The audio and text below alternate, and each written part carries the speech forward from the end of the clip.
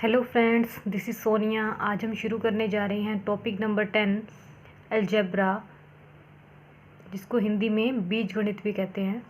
तो स्टार्ट करते हैं हम अलजेब्रा से। पहले नंबर पे हम बात कर लेते हैं कि अलजेब्रा होता क्या है। Algebra is a type of mathematics in which letters and symbols are used to represent numbers. जो अलजेब्रा एक ऐसा मैथमेटिक है जिसमें हम लेटर्स को यूज़ करते हैं और कुछ सिंबल्स को यूज़ करते हैं नंबर को रिप्रेजेंट करने के लिए। एग्जांपल के लिए आपको यहाँ पे दिखाई दे रहा होगा, यहाँ पे लिखा हुआ है 2 ब्रैकेट 3 + 8। अब देखो यहाँ पे सिंपली हमने नंबर्स यूज़ किए हैं, यहाँ पे कोई भी कुछ और लेटर वगैरह हमें दिखाई नहीं दे रहा।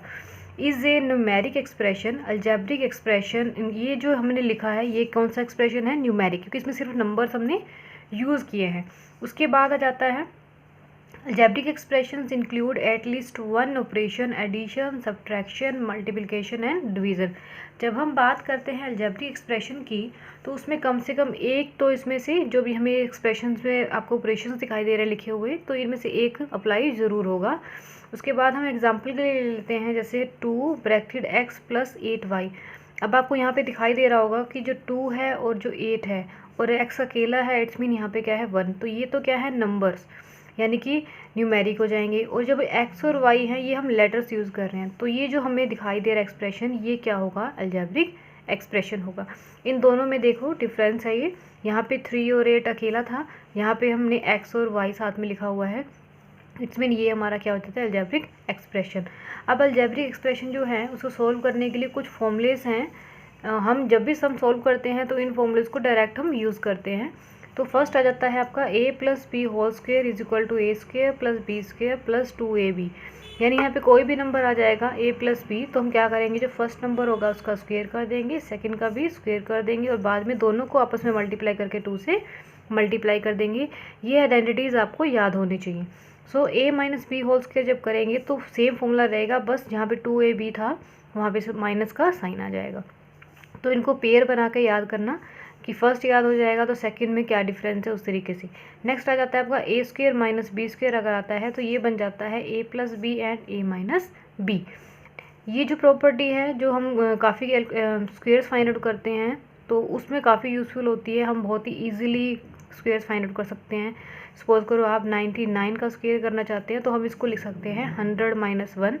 तो उसके बाद क्या करेंगे, हम इसको 100 - 1 का स्क्वायर इस तरीके से लिख सकते हैं। तो इन तीनों में से हम एक प्रॉपर्टी यूज़ करके इनका इजीली हम क्या कर सकते हैं? स्क्वायर फाइंड आउट कर सकते हैं। नेक्स्ट आ जाता है आपका a + b होल क्यूब। इसका फॉर्मूला हो जाता है a³ + b³ + 3ab a + b। इसको दो तरीके से लिख सकते हैं। एक मेथड ये भी होता है a³ + b³ + 3a² b + 3ab²। बस कुछ भी नहीं किया हमने, जो ये नंबर जो हमने ऐसे लिखा हुआ था, वैल्यू लिखी हुई थी, उसको जस्ट हमने एक्सपेंड करके लिख दिया है। ये एक ही बात है। नेक्स्ट आ जाता है a - b whole cube, a³ - b³ - 3ab and multiply by -a - b आ जाएगा। तो इसको भी हम लिख सकते हैं a³ - b³ - 3a² b minus minus आपस में मल्टीप्लाई हो जाएगा तो क्या बन जाएगा? 3ab²। तो इसको इस तरीके से भी लिखा जाता है। नेक्स्ट आ जाता है a³ + b³।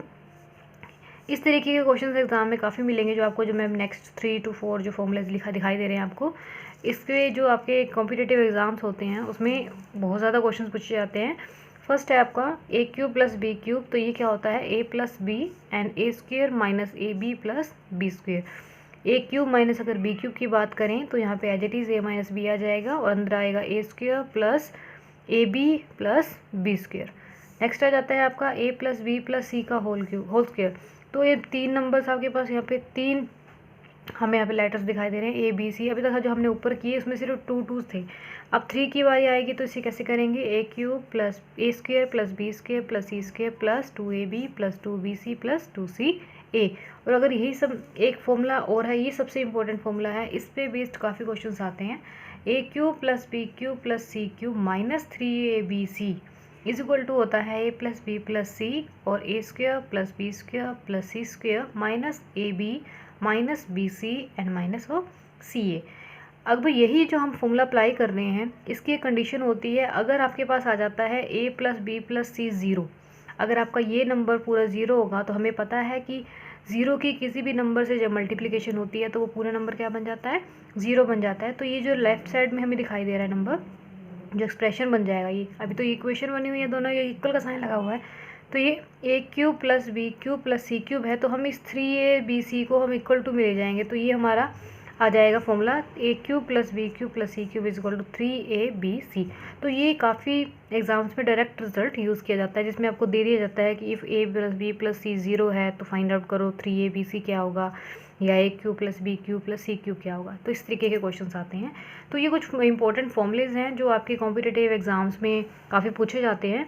तो अब हम इसी पे बेस्ड कुछ क्वेश्चन सॉल्व कर लेते हैं, ताकि आपने जो भी सीखा इन फॉर्मूलाज को तो उन्हें अप्लाई कैसे करते हैं थोड़ा सा हम सीख लेते हैं। फर्स्ट क्वेश्चन आपको सामने दिखाई दे रहा होगा, what is the difference between the squares of number 24 and 20।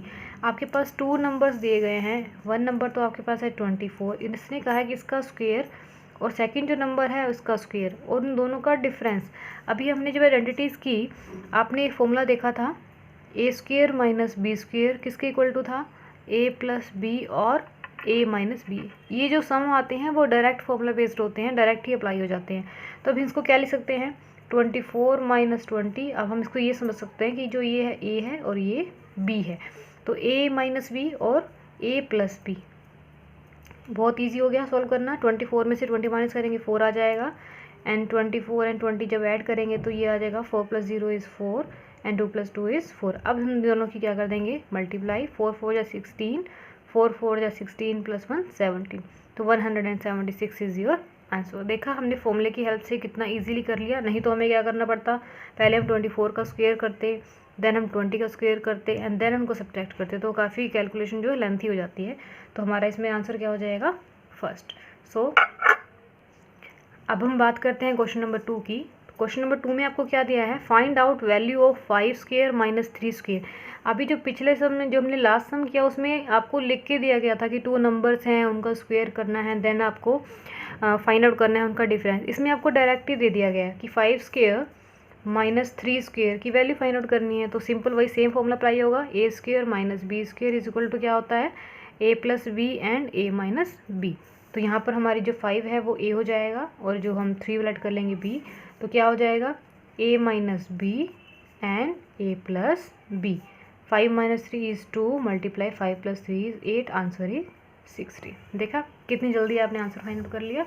So now move to the question number 3। अब देखो आपको ये क्वेश्चन जब दिखाई दे रहा है कितना लेंथी दिखाई दे रहा है, तो इसको थोड़ा एक बार हम रीड कर लेते हैं। 1.5 1.5 1.5, यानी कि एक ही नंबर 3 टाइम रिपीट हो रहे हैं, आपस में मल्टीप्लाई हो रहा है। 2.5 2.5 2.5, और ये आ जाएगा। हम इसको क्या लिख सकते हैं, 1.5 की पावर 3 प्लस 2.5 की पावर 3 प्लस 3, ये हमारा क्या हो गया, इंटू में 1.5 और इंटू में 2.5, और ये आ गया 1.5 प्लस 2.5।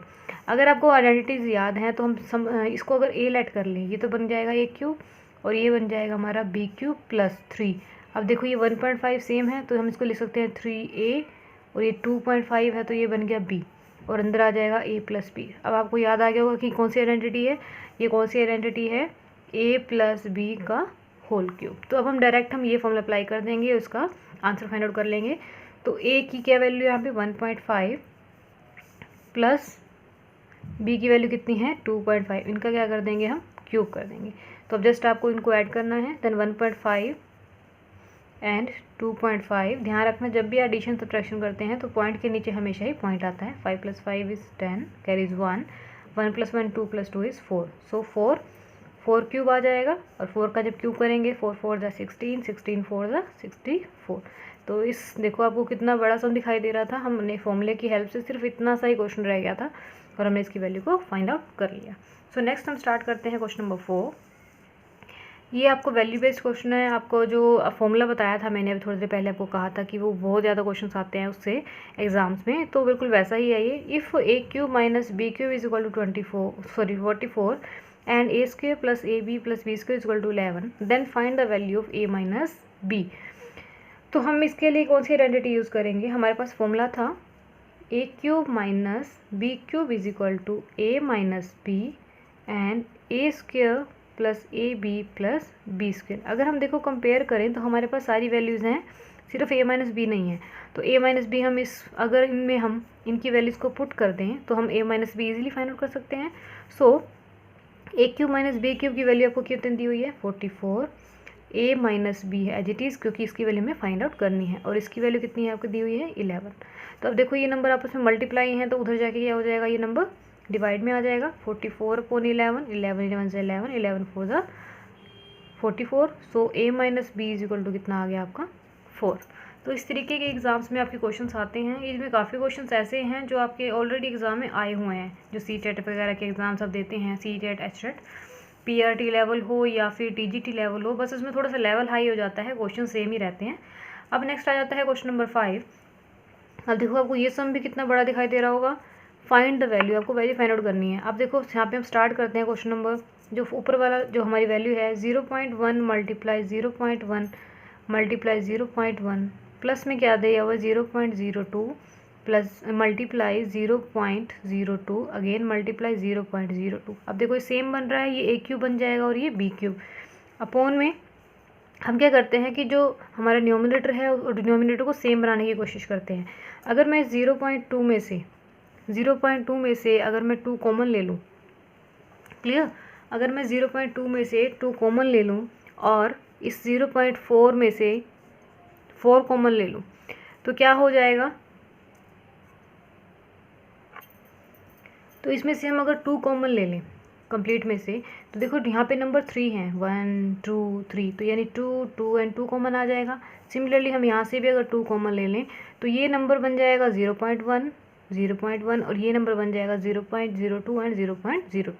तो अब क्या आ जाएगा कॉमन, 2 यहाँ से लिया हमने, 2 2 2 3 टाइम 2 ले लिया तो बन जाएगा हमारा 8।